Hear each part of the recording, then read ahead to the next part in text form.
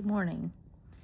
It's Saturday, and I got up early as I always do, and I've been doing all the things around the house and made my coffee and lit Brayden's candle and took my bird feeder out to hang it up. I noticed this morning that my hibiscus flower, there are 4 big blooms on it this morning, and it's yellow with the pink in the center. It's so pretty, and it's been slow to bloom this summer. Typically they have bloomed for me much earlier, but this year it's just been kind of shy to bloom. There was a span of probably at least 2 weeks that it didn't have any blooms at all after it already had bloomed. So I was beginning to wonder if I had gotten a dud this year, but it's sure showing up and showing out now. But one thing, since losing Brayden, I've never really cared much about plants or flowers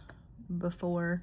I appreciate the beauty of them. I love seeing them, and I love seeing other people have them, but I've never had much of a green thumb. I have one plant that I've had for about 12 years that I have managed not to kill yet, that I still have. But after losing Brayden, I have a couple of plants from his funeral, and I have a hibiscus tree outside, and I tend to them very, very carefully. It's become very, very important to me, and little things like the birds and the flowers that maybe didn't have as much of a significance before I lost him now have become a very important part of my life and daily routine. So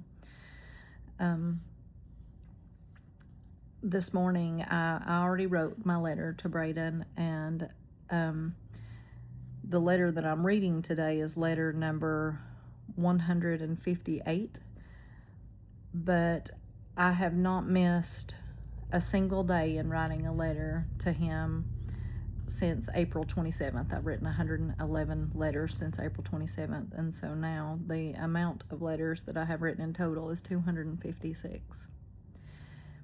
And I started the letter that I wrote this morning was the last one in the book, and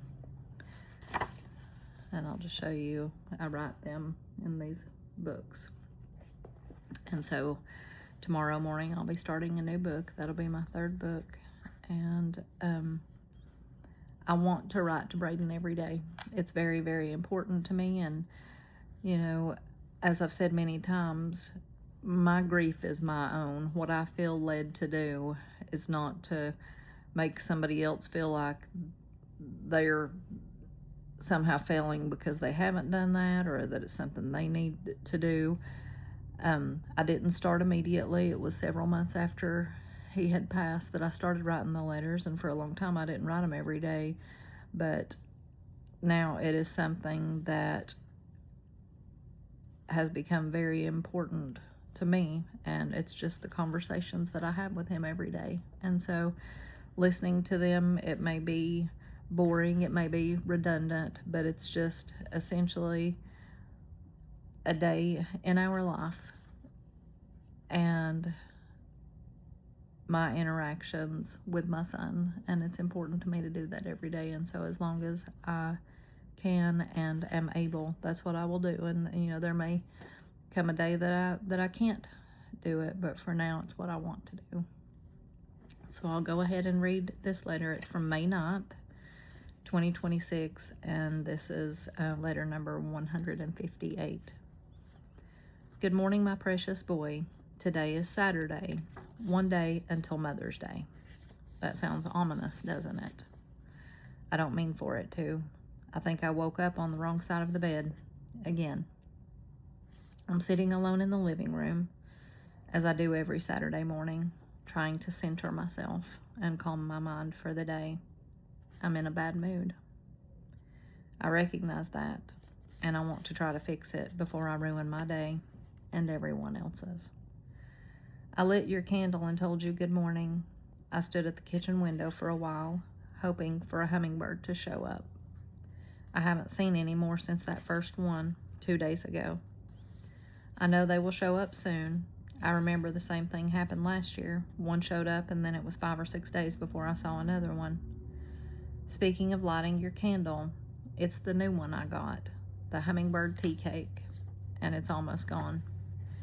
I usually only let them burn for a couple of hours, but they tend to burn down very quickly. I'm going to need to start a donation fund for candles and ink pens because I go through a lot. I'm just kidding about the donation fund. Maybe I'll ask for candles and ink pens for my birthday. And I did get some candles for my birthday. My birthday is 2 months from today. That's hard to believe, and even harder to believe how old I will be.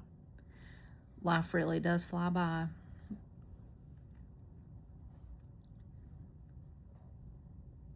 But I see that very differently now. I'm really hoping that I can travel again very soon. I don't really even care where I go. Somewhere good, of course, but I need to get away. I know it was just in February the last time I went somewhere, but I found that I need breaks to keep from feeling like the walls are caving in. Right now, they definitely feel like they are caving in. I'm really sorry for all the heaviness today, but God knows my heart and sees my pain. I know He is making a path for me. I know He has a plan for me, and I'm clinging to that. Please be near me, Brayden, especially these next couple of days while I try to be present when all I want to do is go to bed in total silence, as my heart and mind still cannot fathom that you are gone. Sweet face, sweet words, sweet boy. I love you, Brayden.